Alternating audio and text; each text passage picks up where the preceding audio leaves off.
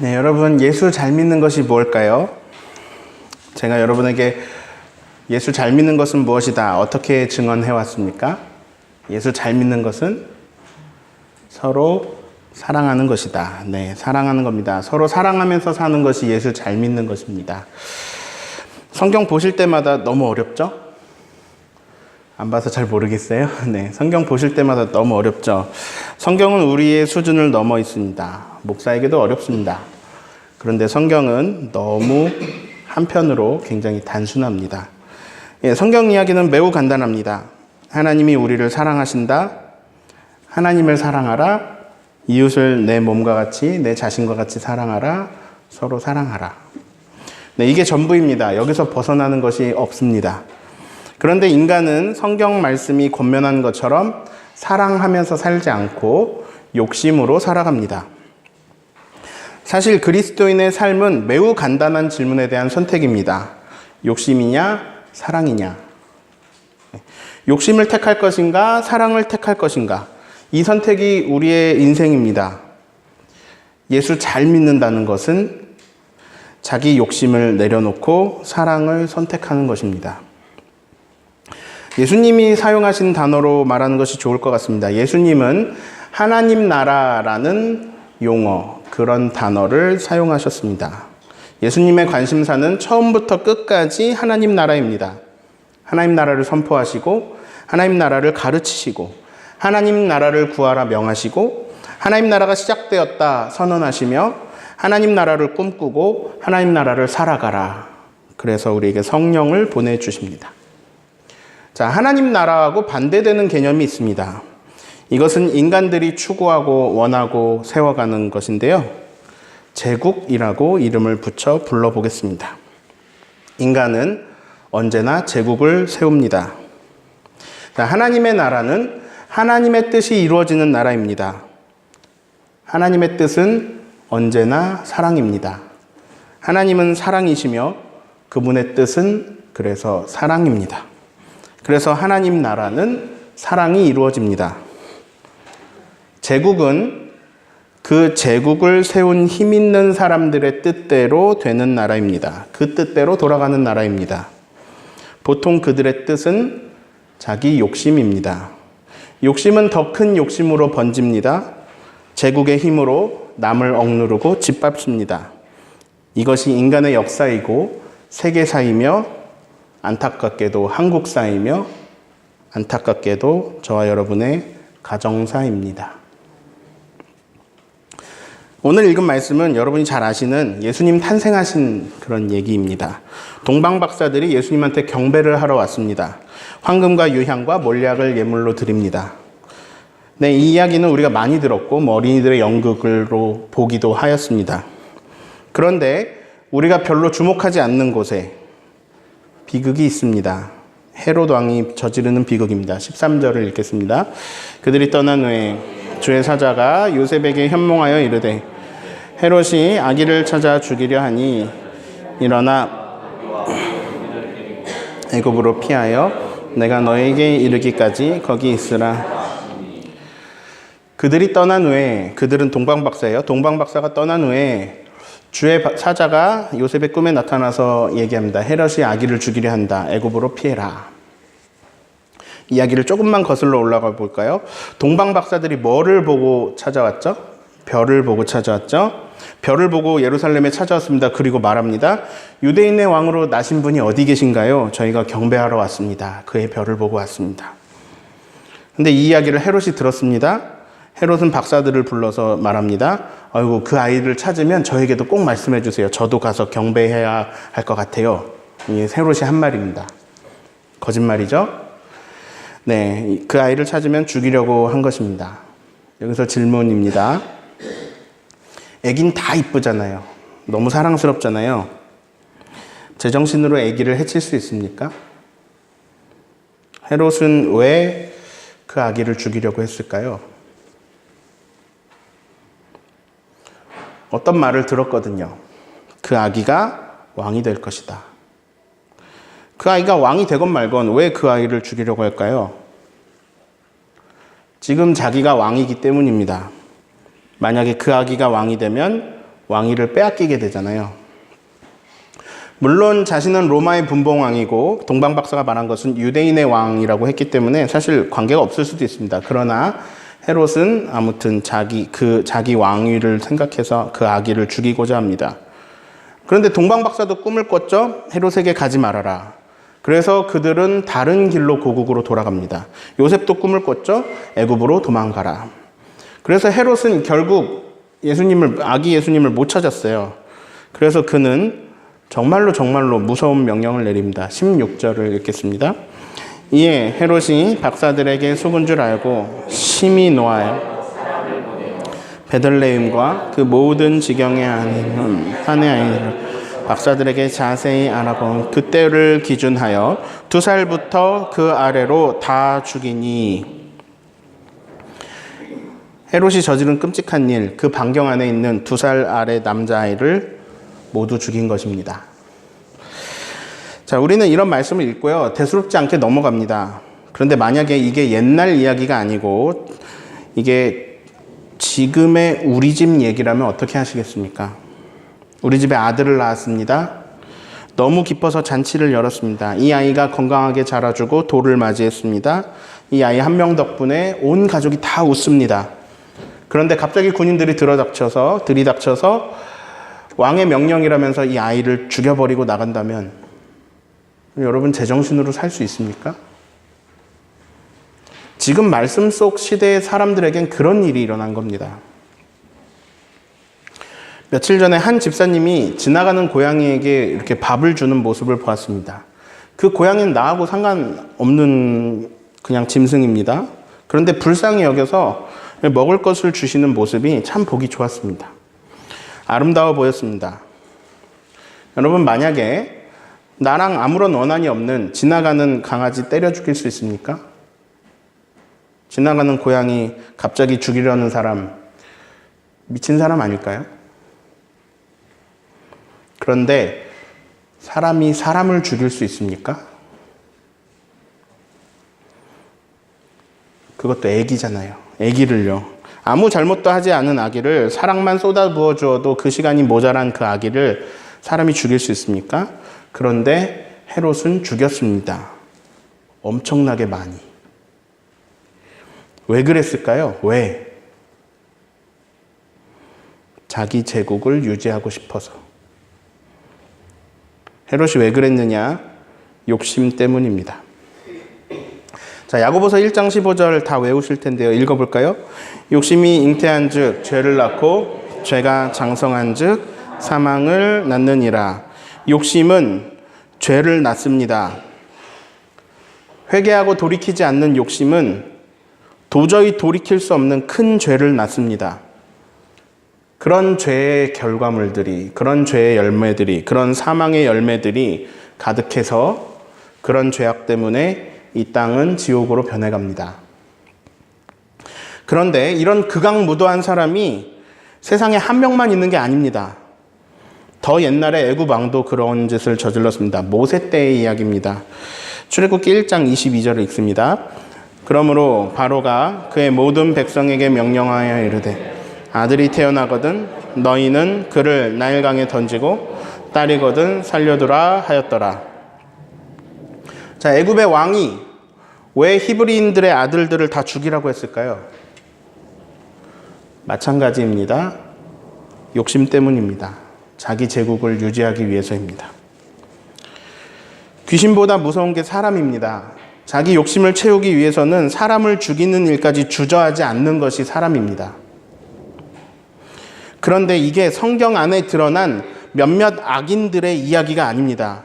이게 전 세계의 세계사이고 이 전 세계의 고대사이고 이게 근대사이고 심지어 현대사입니다.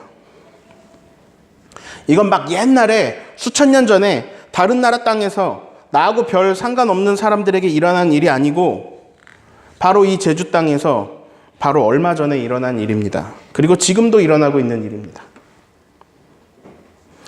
우리 교단 한국기독교 장로회, 이 장로회 총회에서 작년 제주 4.3 70주년을 맞이하면서 103회 총회를 제주에서 열었습니다.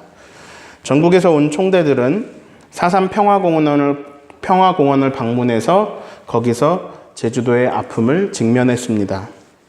제주노회는 총회에다가 4.3 기념주일 제정을 헌의했습니다. 전국의 총대들은 그것을 받아들였습니다. 그래서 앞으로 기장교단의 달력에는 제주 4.3 기념주일이 3월 마지막 주에 이렇게 기록돼서 나오게 됩니다.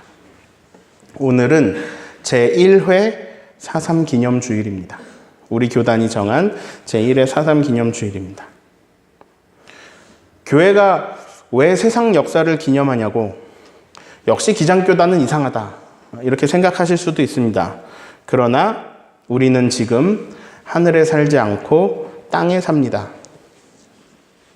우리가 그리스도인인 이유는 이 세상 모든 것 다 쓸데없는 것이고, 다행히 내 종교는 기독교여서 나는 죽어서 천국 간다, 세상이 어떻게 되든 말든 나만 죽어서 천국 가면 된다, 이런 게 아니에요.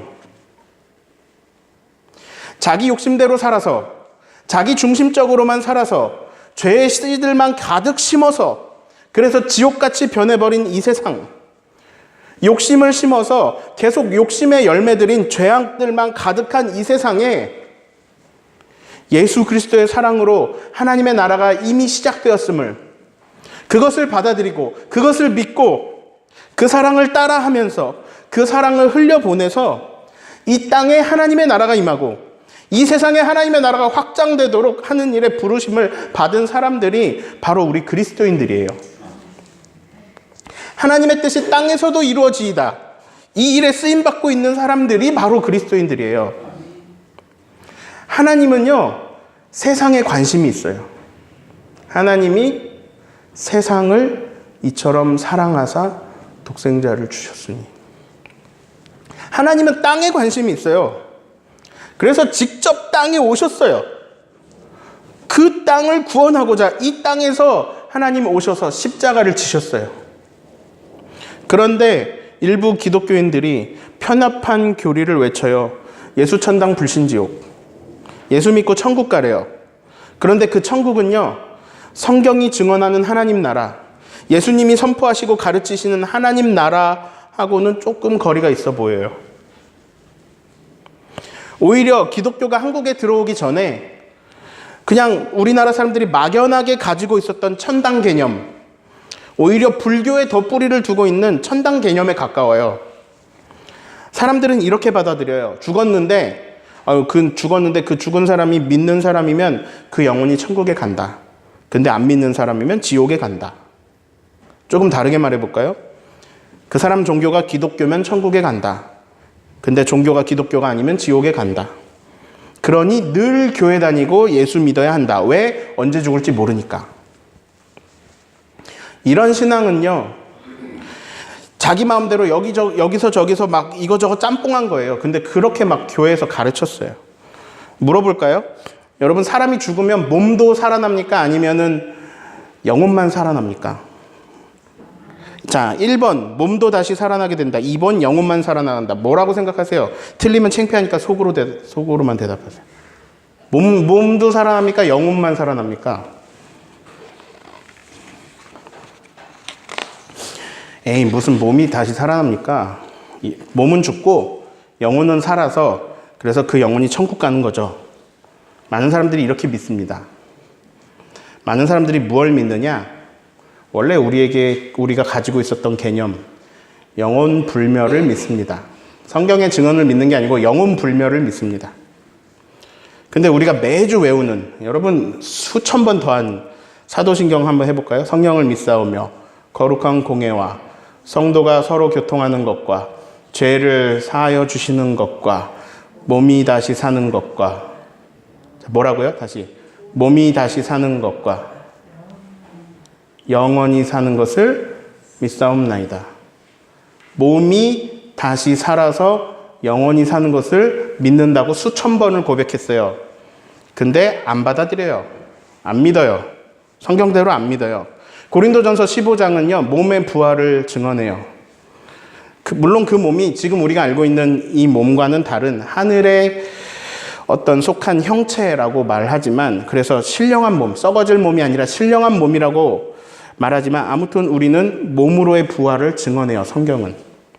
근데 안 믿어요. 안 믿을 거면 차라리 이렇게 고백하는 게 낫죠. 몸은 죽어 썩어 없어지지만 영혼은 죽지 않을 것과 그 영혼이 영원히 살 것을 믿습니다. 이렇게 해야죠. 근데 몸이 다시 사는 것과 영원히 사는 것을 믿습니다. 이렇게 맨날 말하고 영혼만 살아난다고 늘 믿고 있어요. 자기 마음대로 믿는 거예요. 많은 그리스도인들이 예수 믿고 천국 간다라는 교리에 아주 편협하게 스스로 갇혀가지고 천국을 자기 마음대로 막 그려요. 여러분 천국 알아요? 모르잖아요. 자기 마음대로 막 상상해요. 그런데 그 천국이 어디서 온 거냐? 예수님 말씀하신 하나님 나라에서 온 거예요. 근데 마태복음은요. 마태복음은 유대인들을 배려한 책이어서 유대인들은 하나님 이렇게 직접 안 써요. 아도나이 우리 주님 이렇게 쓰거든요. 그래서 유대인들을 배려해서 마태복음이 기록될 때 하나님 나라를 하늘나라라고 기록했어요. 썼어요. 근데 이게 한자 성경으로 번역되면 천국이에요. 근데 기독교가 들어오기 전부터 우리 조상들이 가지고 있었던 개념인 천국, 천당과 예수님이 말씀하신 증언하시는 하나님 나라는 결이 많이 달라요. 근데 예수님은 하나님 나라를 이 세상과는 전혀 상관없는 저기 어딘가 우리가 알 수 없는 어딘가에 어느 차원인가 있는 어느 별에 이런 알 수 없는 죽어서 영혼들만 갈 수 있는 그런 나라만으로 예수님이 하나님 나라를 말씀하지 않았어요. 예수님은 오히려 이렇게 말씀하셨어요. 하나님 나라는 여기 있다 저기 있다 할 수 없으니 하나님 나라는 너희 안에 있다. 그리스도인들은 땅을 가치 없게 여기고 땅에서의 삶은 모두 의미 없게 여기고 죽어서 천국 갈 것만 생각하면서 이 땅과 분리되고 이 땅과 격리되어 살아가는 사람들이 아니라 땅을 아끼시고 이 땅을 사랑하셔서 결국 이 땅에 직접 오셔서 이 땅에 대한 문제들을 해결하시고자 손수 십자가에 달리신 그분의 마음을 품어서 하나님의 뜻이 하늘에서 이루어진 것 같이 땅에서도 이루어지도록 예수님의 뒤를 따라 자기를 부인하고 자기 욕심을 내려놓고 자기 십자가를 지고 그 사랑의 길을 따라가는 사람들입니다. 즉, 이 땅에서 예수님의 제자로 살아가는 사람, 이 현실에서, 이 세상에서 예수님의 제자로 그 가치관으로 그 삶을 따라가는 사람들이 바로 그리스도인들입니다. 세상하고 격리된 사람들이 아니에요. 근데 이 땅의 역사가 여러분 얼마나 지옥 같은지 여러분이 잘 아십니다. 왜냐? 사람들은 누구나 욕심을 부립니다. 예수님을 모르는 사람들은 하나님 나라 꿈꾸지 않습니다. 욕심은 죄를 낳고 죄는 사망을 낳는 그 사망의 열매들을 계속 맺어냅니다. 그래서 이 세상에 죄의 열매들이 가득합니다. 헤롯은 자기 욕심을 채우고자 두 남자애들을 다 죽였습니다. 바로도 자기 욕심을 채우고자 남자아이들을 다 학살했습니다. 70년 전 이 땅에서 제주도민 3만 명이 학살을 당했습니다. 그 기간을 7년으로 보든 9년으로 보든 그 긴 세월 동안 3만 명이 학살을 당했습니다. 계속 죽고 죽이는 날이었습니다. 그 날이 계속 이어졌습니다. 당시 제주도민들이 몇 명이었을까요? 30만 명이었습니다. 3만 명이 학살당했습니다. 몇 명, 얼마나 죽은 거예요? 10분의 1이 죽은 거예요. 사진으로 보실까요? 자, 노란 부분이 제주 해안선에서 5km 선입니다. 계엄령이 내려졌습니다. 그 계엄령을 받은 연대장은 그 안으로 들어가는 사람은, 저 선 안으로 들어가는 사람은 다 폭도로 간주해서 다 죽여버리겠다, 다 사살하겠다, 이유 여하를 막론하고 사살하겠다 선언합니다. 그런데 그 당시에는 전화도 없고요, 삐삐도 없었습니다. 아니, 중산간에 산골에 사는 어르신들이 이 얘기를 어떻게 들어요? 소식 못 들은 사람이 태반입니다. 왜 죽는지도 모르고 죽은 거예요. 그런 사람들이 너무 많습니다. 왜 이런 말도 안 되는 일이 일어났을까요?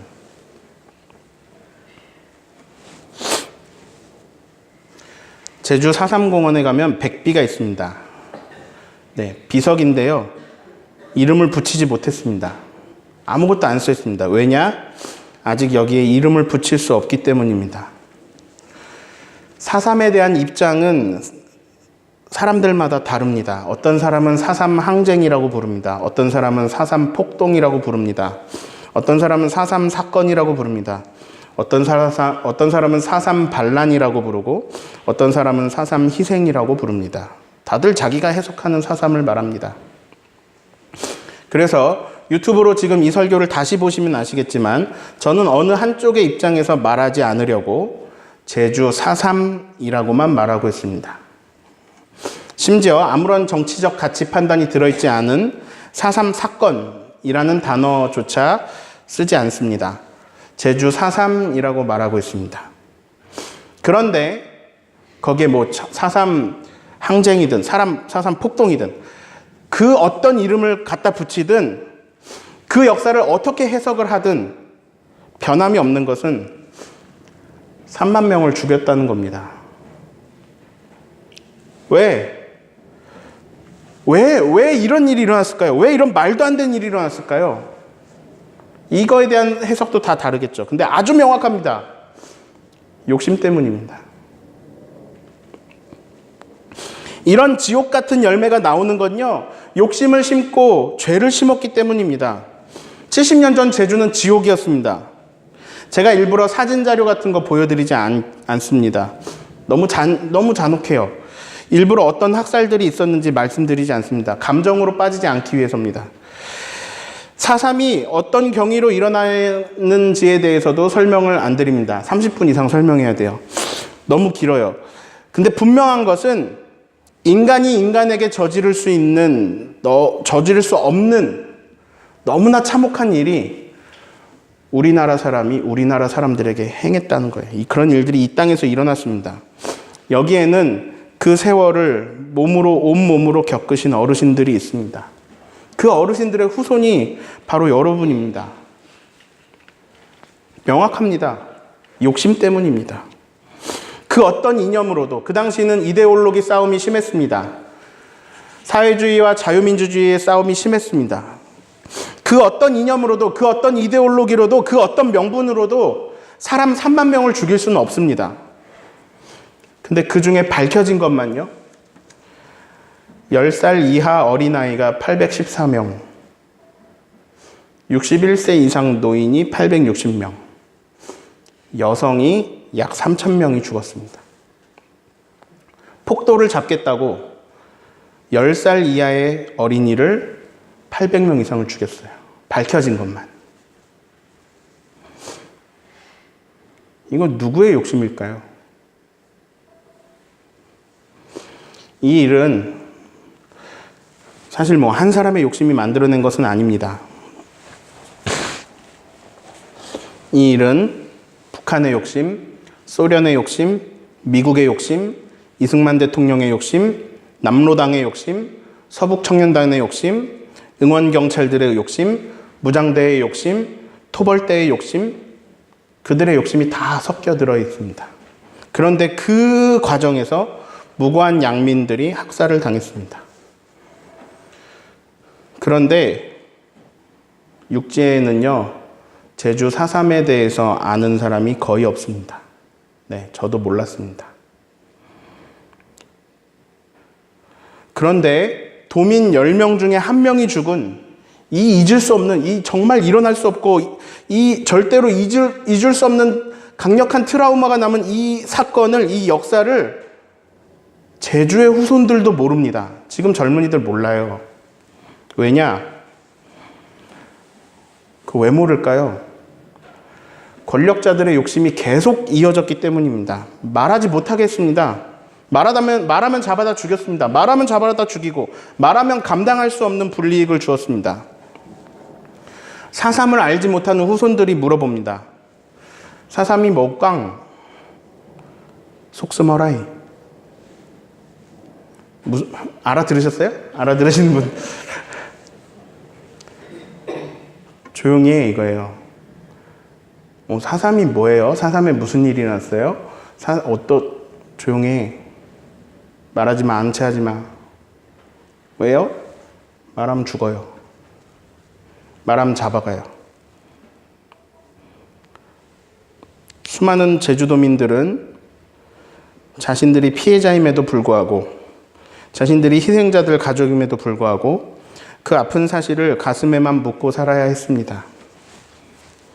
사상과 관련된 일이 알려지면 공무원 임용시험, 사관학교, 각종 입학시험 이런 데서 피해를 보고요. 국공기업이나 아니면 사기업이나 거기서 취직하거나 승진하지 못했고요. 국내 해외여행을 간다거나 아니면 여행을 간다거나 출입국 과정에서 계속 감시를 당해야 했고요. 심지어 일상생활도 감시를 당하고 각종 신원조회들에 시달려야 했습니다. 그래서 희생자들은 계속 그 아픔을 가슴에만 묻고 살아야 했습니다. 속쓰머라이.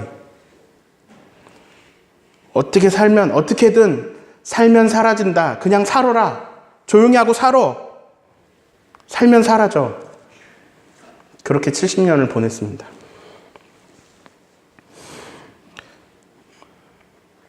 얼마 전에 4.3을 연구하는 다른 교단 목사님한테 연락을 받았습니다. 몇몇 사람들과 우리 교회를 방문하시겠대요. 그래서 왜 그러시냐 그랬더니 이 주영광교회 자리가 그 당시 군인 주둔지였던 것 같다고 합니다. 제주 땅 전역이 아픔의 땅이겠지만 그 기록이 사실이라면 오늘 우리가 예배하고 있는 이 자리도 양민들을 향해 총을 쏘고 대검으로 찌르던 그 사람들이 머물던 아픔의 자리입니다. 우리 교회에도 4.3 희생자 유가족들이 있습니다. 마음껏 울어보지도 못하고 가슴속에 묻어두고 지나온 세월, 그걸 누가 보장해 줄 수 있을까요? 그냥 이름 없이 희생당한 그들의 넋을 누가 보장해 줄 수 있을까요? 사람 3명을 죽인 사람을 우리는 연쇄살인범이라고 부릅니다. 그런데 3만 명이 죽었는데 아무도 책임지지 않고 아무도 사과하지도 않고 게다가 계속해서 이 일이 알려지지 못하게 만들고 있는 이 지옥 같은 현실. 희생자의 명예회복은커녕 진실규명은커녕 계속해서 2차, 3차, 4차 피해를 계속 입히고 있는 현실. 이런 세상. 이걸 누가 만들었을까요? 왜 이런 세상이 왔느냐? 욕심 때문입니다. 저는 오늘 여러분에게 욕심이 만들어내는 현실을 뼈아프게 말하고 있습니다. 근데 정말 부끄러운 것은 이 역사 속에서 이 죄를 저지른 사람들 가운데 기독교인들이 있다는 겁니다. 그리스도를 따라 사랑을 베풀고 그리스도를 따라 하나님 나라가 이 땅에 임하도록 힘써야 할 그리스도인들이 욕심만을 심었습니다. 욕심으로 제국 건설하는 일에 힘썼습니다. 결과는 참담했습니다. 이 땅이 지옥이 됐습니다. 근데 이런 일들의 반복이 인간의 역사입니다. 이런 일은 70년 전에만 일어나는 게 아니라 지금 바로 내가 있는 지금 이곳에서 일어납니다. 여러분 한번 해보세요. 집에 가서 해보세요. 가정에 가셔서 가족 구성원들 말 듣지 말고 아무도 배려하지 말고 오로지 자기 욕심만 채워보십시오. 가정 안에서 자기만을 위한 자기 제국을 세워보십시오. 그러면요, 난 좀 편한데 가정에 지옥이 임합니다. 죄를 심으면 악한 열매가 맺힙니다. 갑과 을 아시죠? 사회에서 을의 자리에만 있던 어떤 아버지는 사회에서 갑의 횡포들의 갑질들의 괴롭힘 당하고 괴로워하던 그 아버지는 집에 가서 갑이 됩니다. 그래서 집에 가서 온갖 갑질을 하고 가족들을 괴롭힙니다. 집에는 자기 제국이 세워져 있습니다. 그런데 가족들에게는 그 집이 지옥이 됩니다. 아버지가 없으면 막 웃고 떠들고 웃음꽃 피는 그 집에 아버지가 들어오면 냉기가 휘몰아칩니다. 다들 갑자기 입을 닫고 자기 방으로 들어가 버립니다. 멀리 있는 얘기인가요? 예수님의 제자들이 싸웠습니다. 그들의 싸움의 내용이 뭐냐? 4글자입니다. 누가 크냐? 이거 갖고 싸우는 거예요. 그 제자들에게 예수님이 하신 말씀입니다. 마태복음 20장 25절을 읽습니다. 예수께서 제자들을 불러다가 이르시되 이방인의 집권자들이 그들을 임의로 주관하고 그 고관들이 그들에게 권세를 부리는 줄 너희가 알거니와. 이방인들, 하나님을 모르는 사람들, 그 집권자들은 자기 맘대로 한다. 다 임의로 주관하고 권세를 부린다. 지 맘대로 해요. 자기 욕심대로 해요. 왜? 하나님을 모르기 때문이다. 그러나 내 제자인 너희는 그러지 말아야 한다. 싸우고 있는 제자들한테 말하는 거예요. 그거 이방인의 권세자들이나 하는 짓이지, 자기 맘대로 자기 제국 세우는 거. 너희는 그러지 말아야 된다. 26, 27절 읽습니다.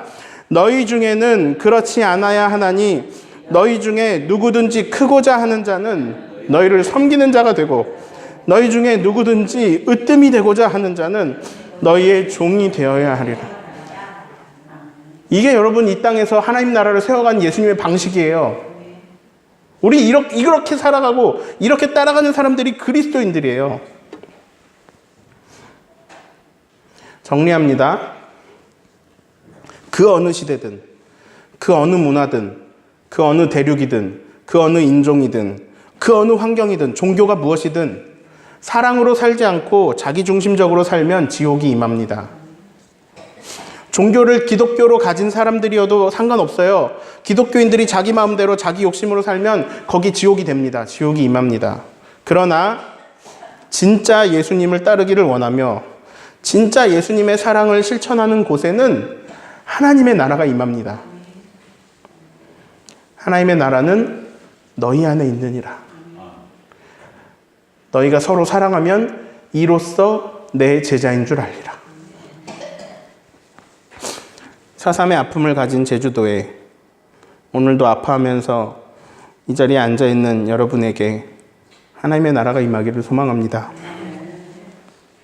예수님을 따르는 여러분의 가정에 하나님의 나라가 임하기를 소망합니다. 그 사랑이 차고 넘치고 흐르기를 소망합니다. 우리는 매 순간 선택할 수 있습니다. 하나님의 나라냐, 제국이냐, 인간의 제국이냐. 우리는 매 순간 선택할 수 있습니다. 욕심이냐, 사랑이냐. 그리고 우리는 그 선택을 감당하는 것을 살아갈 것입니다. 아픔의 역사를 반복하지 말고 하나님 나라를 심고 사랑을 심어 하나님 나라를 살아간 저와 여러분 되기를 예수님의 이름으로 축원합니다. 우리 이 시간에 오늘 같이 나눠드린 간지 있습니다. 제주노회에서 총회로 올려드린 기도문인데, 오늘 4.3 기념주의를 지키는 교회는 전국에서 이 기도로 함께 같이 기도를 합니다. 이 시간에 같이 이 기도로 기도하겠습니다. 우리를 평화로 이끄시는 주님, 고운빛 맑은 하늘과 붉은 동백 흩뿌린 오늘, 응어리진 회황과 무너진 억장을 바닥 삼아 당신께 기도합니다. 71년 전 참혹한 경험과 그 상처가 살아있는 제주민들에게 치유와 화해의 길을 열어주소서. 가해자이며 피해자의 굴레에서 벗어나 진정한 구원의 길을 열어주소서. 소박한 일상의 행복을 무너뜨린 무서운 이념의 폭력 앞에 동백꽃잎처럼 사라진 어미와 자식, 형제와 자매, 이웃들을 기억합니다. 오랜 세월 감추어야 했던 그날의 참상과 두려움에서 아직 해방되지 않은 이들, 세상은 변했으나 상처는 남았습니다. 시간은 흘렀으나 누구도 진실을 말하지 않습니다. 상처를 보듬고 책임을 지는 자세가 가장 필요한 때입니다. 사랑의 주님, 우리는 어디서 위로받고 구원의 길을 찾을 수 있습니까? 고통받는 이들을 외면하지 않으시고 그 누구라도 품으신 주님의 사랑이 오늘 우리에게 어긋되고 왜곡된 역사를 바로잡고 낙인된 이념의 껍데기를 벗어버려야 진실이 밝혀지고 진정한 치유가 일어남을 알게 하소서. 오랜 세월 고통을 짊어진 채 견디어온 그날의 목격자들에게 당신의 정의와 사랑을 허락해 주소서. 역사의 비극을 정면으로 마주하고 진실을 밝히는 용기를 주소서. 불띠붉은 동백꽃잎이 화의 꽃으로 제주의 바람이 갇힌 영혼들을 자유롭게 하는 해방으로 푸른 바다가 새로운 역사와 미래를 여는 무한한 생명의 보금자리로 일어나게 하소서. 시간 넘어 영원으로 우리를 이끄시는 예수님 이름으로 기도합니다. 아멘.